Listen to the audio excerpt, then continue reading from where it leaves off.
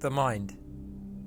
It is one of the most important organs in our body, and it's what makes us human, the most intelligent living species on our unique planet Earth.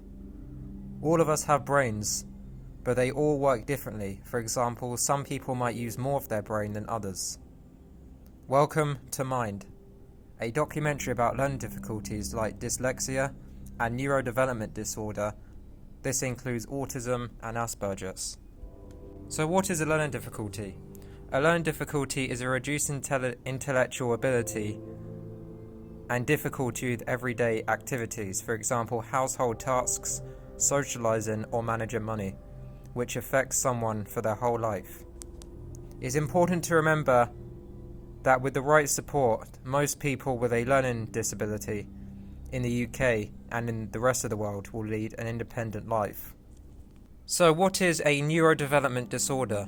Neurodevelopment disorders are impairments of growth and development of the brain or the central nervous system. This is a disorder of the brain function which affects emotion, learning ability, self-control and memory, and that unfolds as an individual grows.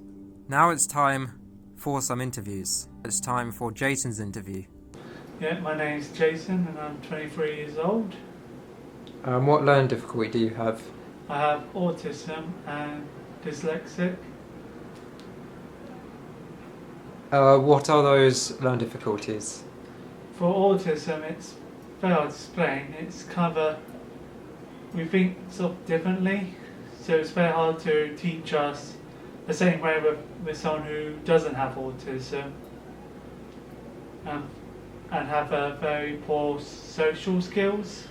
For dyslexia, it's difficulty with reading and writing. Have you ever struggled with your learning difficulty? Yes, it's sometimes very hard, like for instance for spelling. While people learn it through spell with how it sounds, I could never learn that properly. So I learned spelling by memory. What would you say the advantages are with your learning difficulty? Because with how we think differently, I think it's something to do with creativity. Think outside the box. For me, because I'm trying to become an animator, I'm able to think what ideas to come up with. Do you think people are more aware of learning difficulties today than they have been in the past, for instance? Yeah, I do say so. As we're going through each year, we're discovering more and more people with autism and dyslexic. A few famous people with autism, like Tim Burton. Have you heard of any charities for learning difficulties?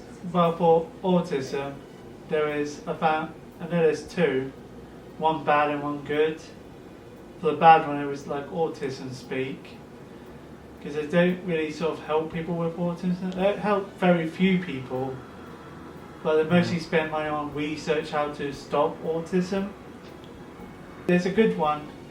I don't know if it applies ever, because it's only in Vancouver, in Canada, called the CAN, which stands for Canucks Autism Network, where the ice hockey team, Vancouver Canucks, help organise events for autism people, like children, and they come play events. And even some players actually do visit.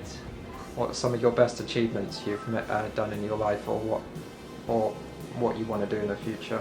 Well, so far achievements-wise, I was able to have a good chance of getting a GCSE English to overcome all that stands in the way, since autism stopped with social skills to talk. Yeah. And I was able to do speaking and listening and get a high score on that. So, and also for animation wise, and hopefully become an animator, or go to like an animation studio like Disney or DreamWorks or Pixar and become an animator there. Thank you for the interview. No problem. It's been very nice talking to you. Okay. And goodbye. Yeah, bye. Now it's time for Kieran's interview. My name is Kieran and I'm 19 years old. What learning difficulty do you have? I mostly have Asperger's, but other than that, I don't think I have anything else. Not that I know of. Have you ever struggled with your learning difficulty? I used to, but not so much anymore now that I'm in college. Because back in school, both primary and secondary, I didn't really sort of talk a lot in class. Well, not because I don't want to, but because I don't like communicating a lot back then. I also didn't really make a lot of friends at school. But now that I'm in college and I'm more independent, I'm more confident in speaking, in the class. So it has gone a lot better. What great achievements have you done, or what do you want to do in the future? Well, I'm currently trying to get into stop motion animation because I want to try and be a stop motion animator. Do you think more people are aware of learning difficulties now than in the past? I think they are more, but I should say they need to address it more in public, because if I could set a scenario, let's just say a person working at a till at a supermarket, has autism, and the customers may think that this person is, I don't know, they might think there's something wrong with him, but they don't think it's autism, it's something else. So I think there should be, I don't know, that person should wear some kind of badge or something saying that I am on the autism spectrum. I know it may not feel comfortable for everyone, but just to prevent any sort of drama, I think something like that should work out. And one last question, do you think the future of people with learning difficulties is a good future? For instance, do you think that in the future there might be more opportunities for them? Yeah, I think there will. I mean, there are already famous people that I know of that have autism, such as Steven Spielberg, he has autism, and also Bill Gates, he has it too. I'm not sure what though, but I do know somewhere that they have autism. Yeah, I think it should be, a good future for the autistic people. Thank you very much, Kieran. It's been a pleasure interviewing you, and goodbye. Thanks. Now it's time for Amy's interview. Hi Amy, thanks for speaking to me about your son who's on the autistic spectrum. I understand that your job relates to people with learning difficulties. Please can you tell me about your job? Sure. So I work with Lindsay Spillane and the Cathcart and Nicole Finn downstairs in the specialist provision team. We support students who have additional needs or who, for whatever reason, can't be in a mainstream school. The way that we run things down here is we have very small classes. We take quite a holistic approach to education, and we support students with all their educational aspects of their life, but also personal. So we will involve cooking or life skills in some sort of way. Please can you describe your child? Okay, so my little boy Ewan is 8 years old. He is a little live wire, bless him. Like most 8-year-olds, he really can't sit still, and he just smiles. There's no other way to describe him. If you don't see him with a smile on his face, then there is something seriously wrong with him. When did you know your child had autism? Ewan was diagnosed quite quickly as a child. He, as a very young baby, met all his milestones. So he got his teeth in at the right time, he started to crawl at the right time, The one thing that he didn't do was he would not make any sounds. He wouldn't communicate in any way. He wouldn't babble or sing, or there was no mum, mum, mum, or dad, dad, dad. And everybody said to me, oh, it's because he's a boy, he's lazy, it's all right, he'll catch up. But I knew that there was something not right, you know, not that there is a right or a wrong, but because he'd been so consistent up until that point, I flagged it at his first year's health check, and was dismissed by the healthcare team really, and was told that they would assess him again when he was 2, but that turned out to be about 2.5 because the wait was so long, and our journey kind of really went from that point really. What are some of the difficulties you have dealt with so far? I think it's quite important for me to say that parenting any child is difficult. You're always going to come across problems, but having a child who has additional needs, be they physical or mental, it's difficult. Ewan's communication skills are probably where I struggled the most, certainly early on. When he was able to start understanding, I could communicate with him in no more than 2 words, which makes it sound like you're barking at your child. So you're saying to him, coat on, or shoes on, or sit down, which caused a lot of funny looks from other parents and passers-by. Ewan's cognitive understanding just wasn't there, so he had no sense of danger, he had no sense of well, how do I describe it? It was just the world around him. He was in his own little bubble, and he was quite happy there, and he still is to a point. So communication was very, very difficult. So yes, the communication and the understanding, I would say, are probably the biggest factors. And although he looks like he understands, and he smiles, and he's quite happy and, you know, in his own little world, it's not registered. What support have you had with education so far? Sorry, he's had with education so far.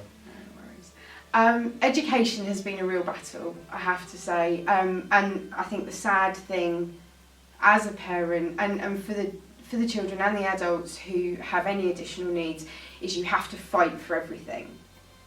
When you bring a child into this world, you plan on having a child, and you have these dreams. You know, you will give them birthday parties that you had as a child, or equally didn't have as a child, and when you have a child who has additional needs, those kind of things just go out the window. In fact, all the rule books go out the window, and you're kind of left in a big abyss, it feels at the time.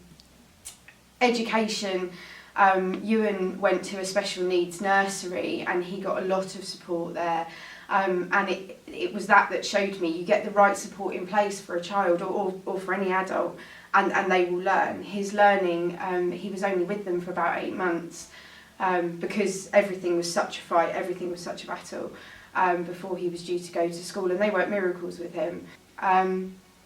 And it wasn't until I started the fight for his educational statement, as it was then. It's now an EHCP, an educational healthcare plan, or education and healthcare plan, that they really started to sit up and take notice, because it's at that point you get the educational psychologists come in and see them. You start plotting where your child is levels wise with his academic ability, and as the years went on, it was very, very clear that Ewan was very behind, and still is at age 8, and he is in year 3. He's still working at early years levels, so reception levels. Yeah. He's starting to move on, but it has been a tough process, and really it shouldn't be, because education is there for everybody.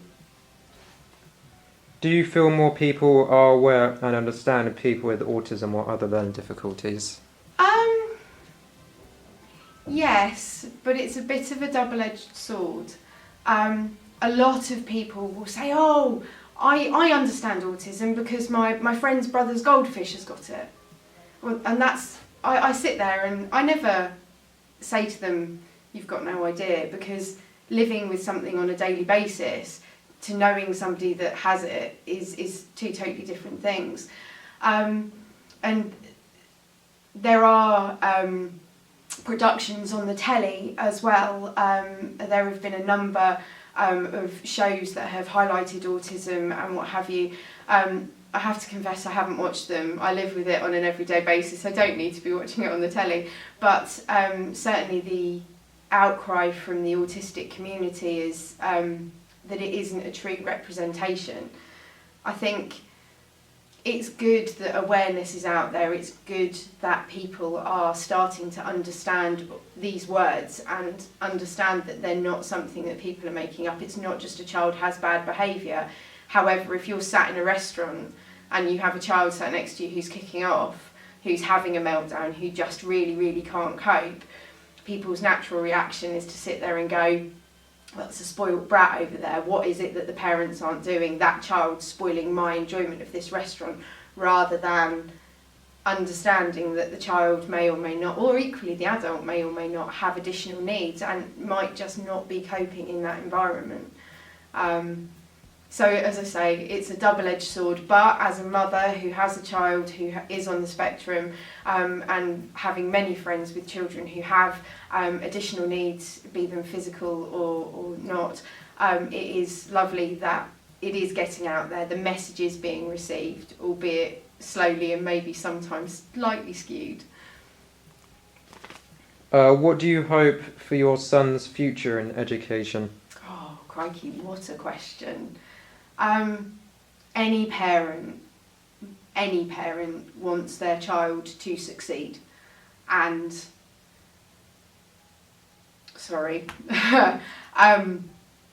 nobody brings a child into this world for them to fight and struggle and suffer. I'm a firm believer in that. My dream for Ewan is that he is independent, that he can learn in an environment that is fit for him, and that wherever his life may take him, that he's happy.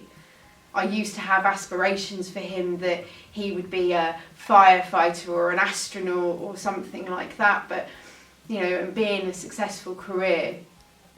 And I'm a firm believer now that really that doesn't matter, as long as you are happy in whatever you're doing.